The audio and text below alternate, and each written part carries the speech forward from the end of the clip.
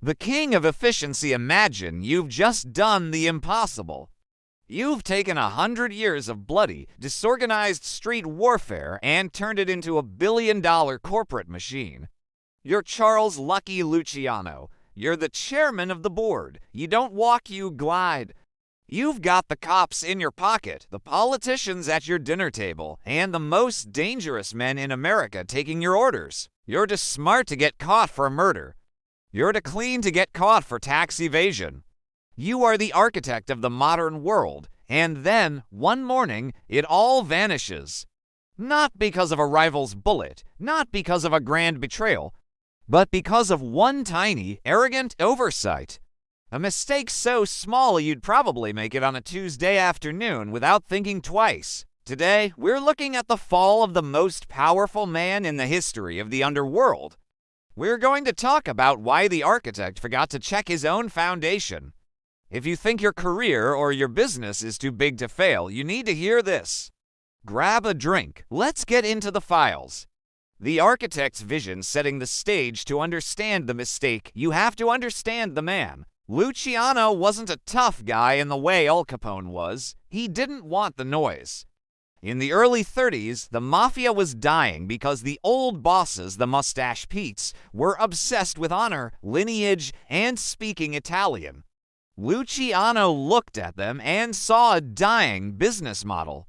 The strategy, he liquidated the old management. Literally, he had the old bosses removed and set up the commission. This was his masterpiece. It was a peace treaty that doubled as a merger. He taught the mob how to think like a monopoly. He diversified. He moved into labor unions, garment districts, and trucking.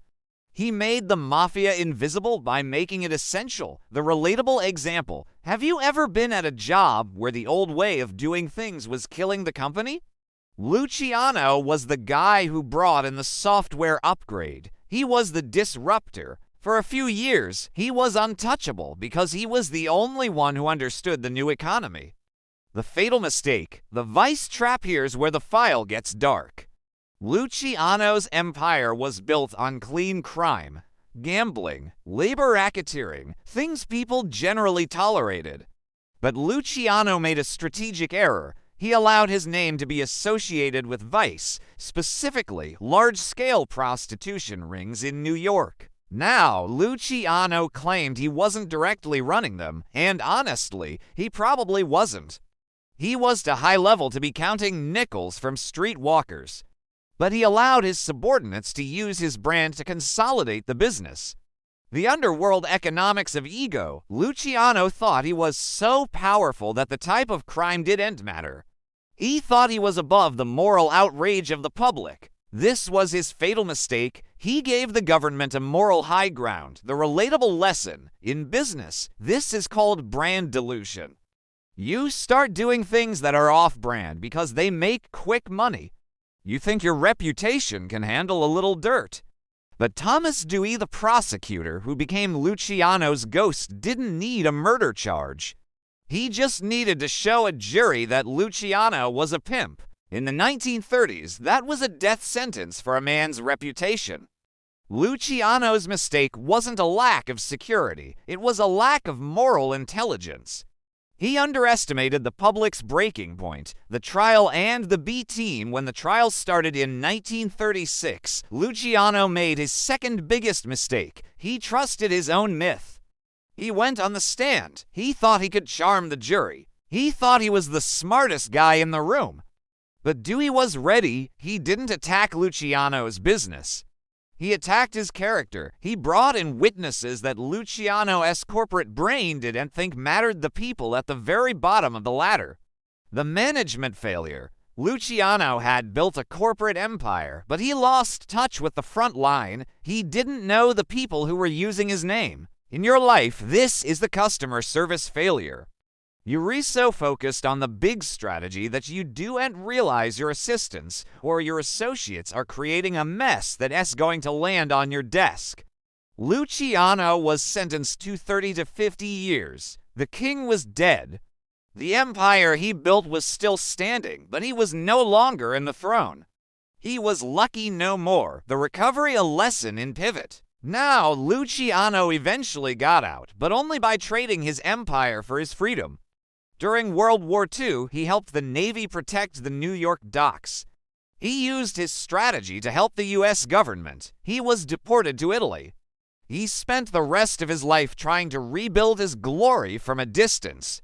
The final breakdown: Luciano's mistake wasn't that he was too criminal, it was that he became too loud. He forgot that in the underworld and in the upper world, the moment you become the face of the problem, you become the first person to be sacrificed. The 3 steps to avoid the Luciano trap: audit your associates. Who is using your name? What are they doing when you aren't looking? Your brand is only as clean as the person at the bottom. Respect the moral climate. Don't do things that turn the public or your industry against you just because they re profitable. Long-term survival requires a social license. Don't believe your own press. The moment you think you're untouchable, you've already been touched. Stay in the shadows. Summary and call to action. Lucky Luciano changed the world.